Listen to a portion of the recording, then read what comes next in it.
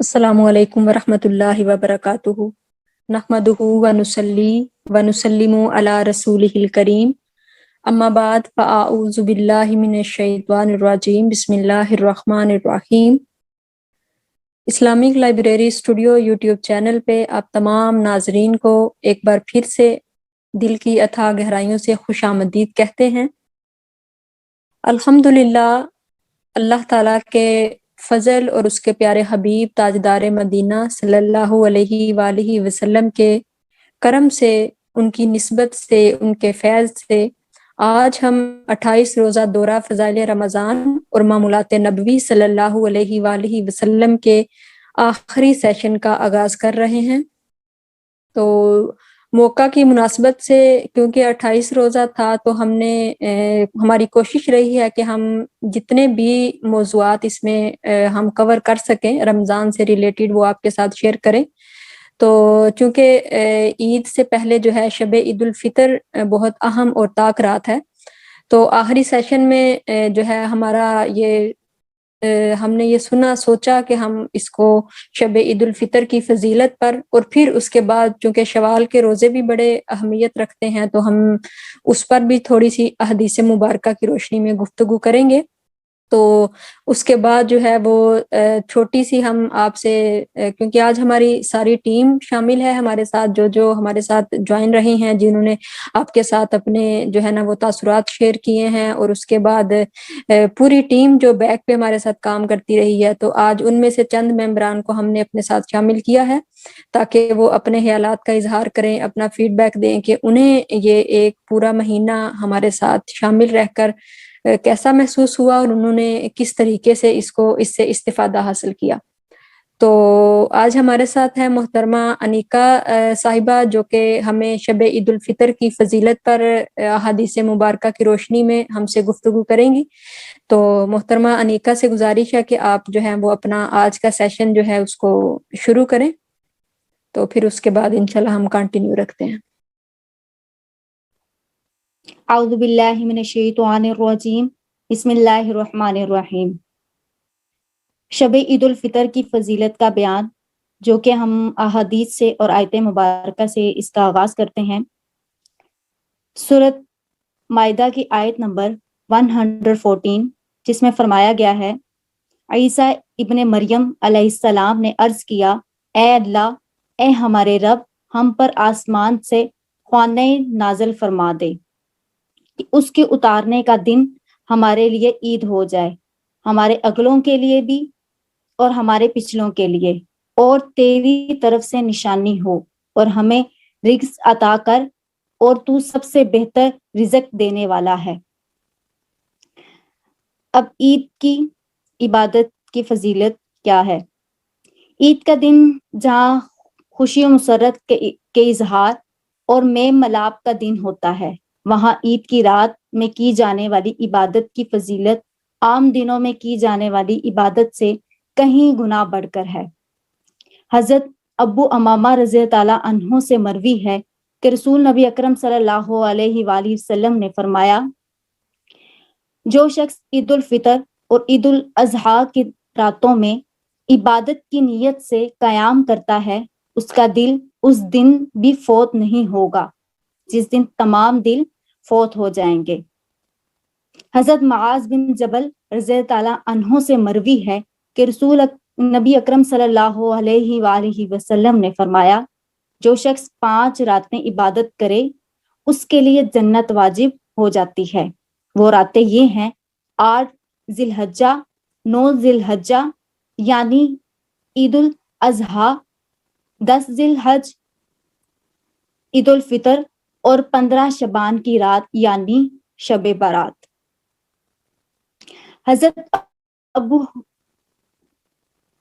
انس رضی تعالیٰ عنہ سے روایت ہے کہ رسول نبی اکرم صلی اللہ علیہ وآلہ وسلم نے فرمایا، جب شب قدر ہوتی ہے تو جبرائیل علیہ السلام فرشتوں کی جماعت میں اترتے ہیں اور ہر اس کھڑے بیٹھے بندے پر جو اللہ کا ذکر کرتا ہے سلام بھیجتے ہیں۔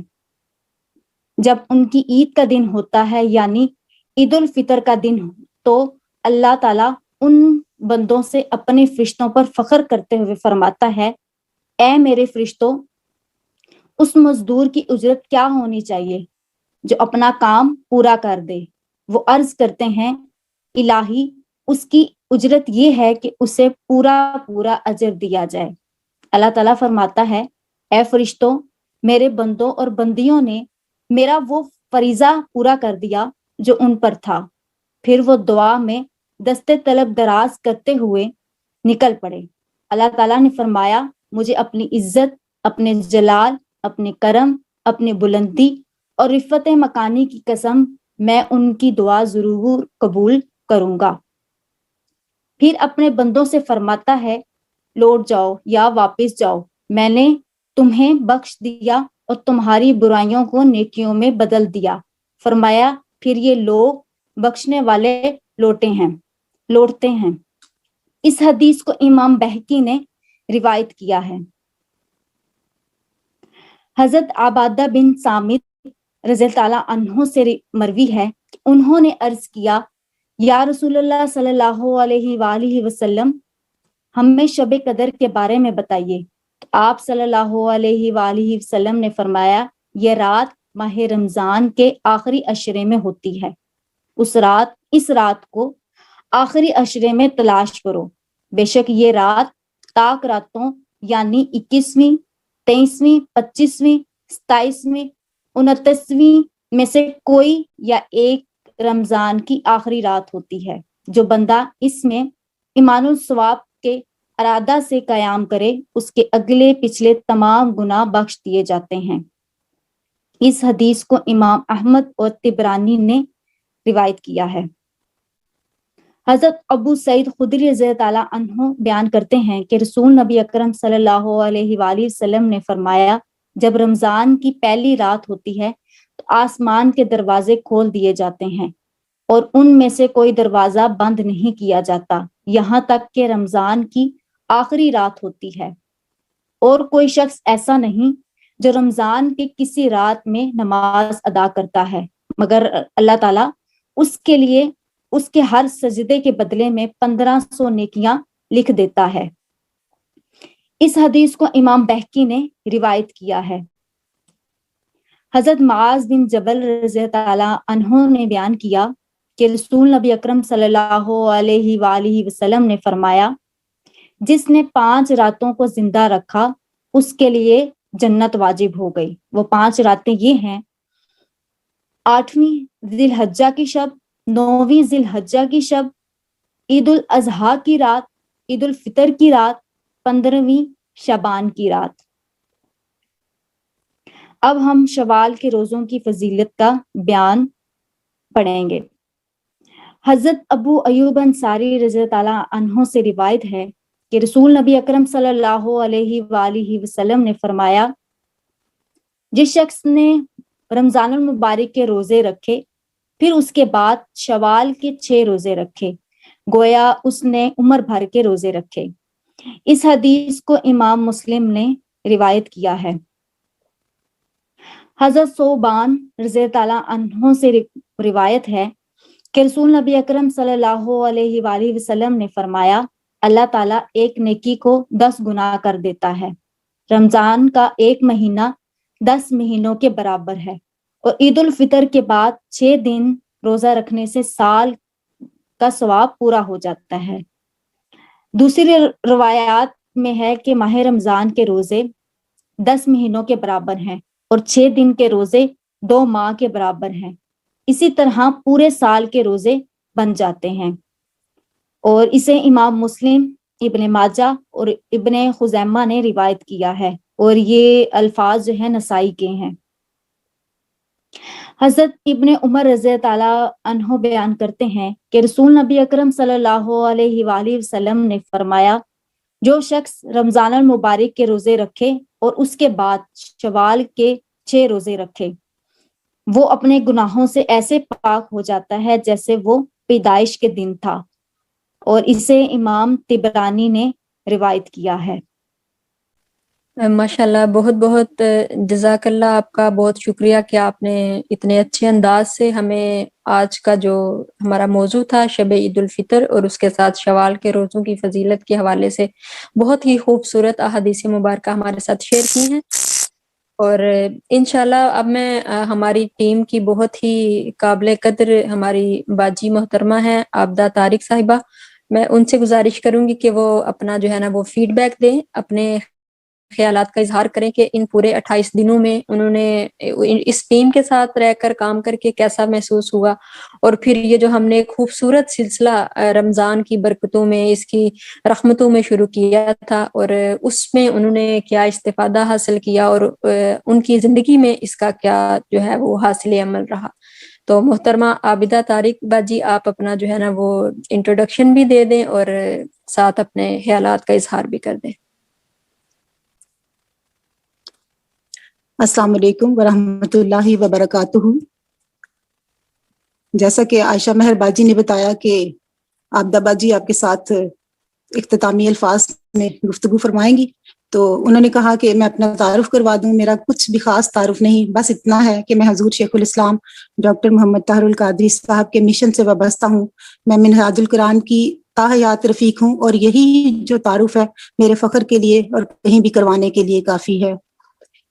آج آپ دیکھ رہے ہیں 28 روزہ فضائل رمضان اور معمولات نبوی صلی اللہ علیہ وآلہ وسلم کا آخری سیشن، اور اس 28 دن کے سفر میں ہم نے کوشش کی کہ آپ کے ساتھ حضور شیخ الاسلام ڈاکٹر محمد طاہر القادری کی مختلف کتب کا مطالعہ شیئر کیا جائے، جس میں سے ہم نے ساری کتب وہی منتخب کی جو خاص طور پر موضوعات کے اعتبار سے رمضان المبارک کے معمولات پر مبنی تھی، اور وہ تمام معمولات جو ہم روزمرہ زندگی میں رمضان المبارک کی راتوں میں، دن کے اوقات میں جو ہے وہ انجام دیتے ہیں، اور اس سے بہت زیادہ سہولت ہوئی لوگوں کو ہمارے یہ سیشن سن کر. ہم نے ساری کتب وہی منتخب کی جو خاص طور پر رمضان المبارک کے معمولات کے موضوعات پر تھیں.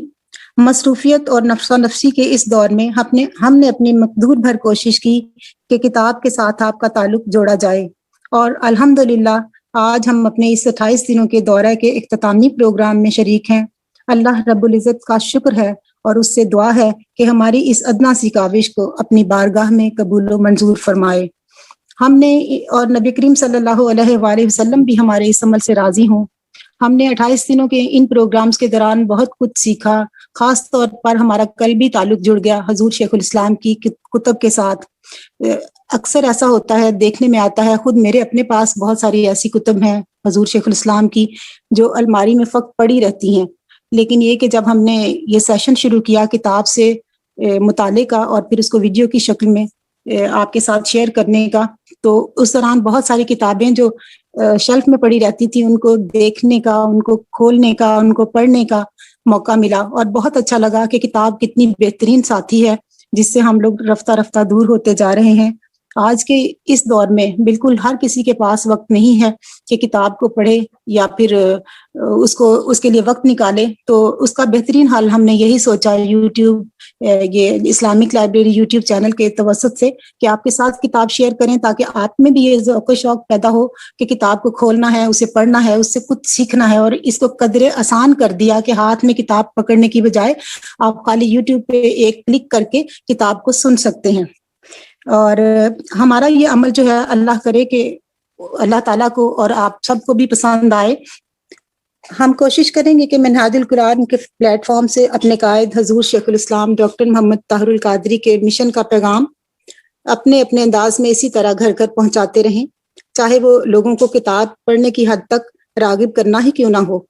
اور اللہ رب العزت سے دعا ہے کہ اسی طرح ہمیں مشن مصطفی سے جوڑے رکھے، ہمیں اپنے کام اور لگن میں استقامت عطا فرمائے، اور آئندہ آنے والے دنوں میں بھی ہم مختلف موضوعات پر مطالعے کے ذریعے کتب آپ کے ساتھ شیئر کرتے رہیں گے، اور یقیناً آپ کو ہمارا یہ سلسلہ پسند آئے گا. ہم امید کرتے ہیں کہ آپ کا فیڈ بیک ہمیں ملے گا. آپ کمنٹ سیکشن میں اپنی رائے کا اظہار کر سکتے ہیں اور مزید ہمیں اچھے مشوروں سے نواز سکتے ہیں کہ کس طرح ہم اپنے ان ویڈیوز کو بہتر سے بہتر بنا سکتے ہیں. اسلامک لائبریری یوٹیوب چینل کی پوری ٹیم جو ہے وہ اپنے سامعین اور ناظرین کے لیے دعاگو ہے کہ اللہ رب العزت آپ کو رمضان المبارک کی سبھی رحمتیں اور برکتیں سمیٹنا نصیب فرمائے، اور ہمارے لیے اپنی خصوصی دعاؤں میں جگہ رکھیے. ہم بھی آپ کے لیے تہ دل سے دعاگو ہیں. اللہ تعالیٰ آپ کو اور ہم سب کو اپنے حفظ و امان میں رکھے. السلام علیکم ورحمۃ اللہ وبرکاتہ.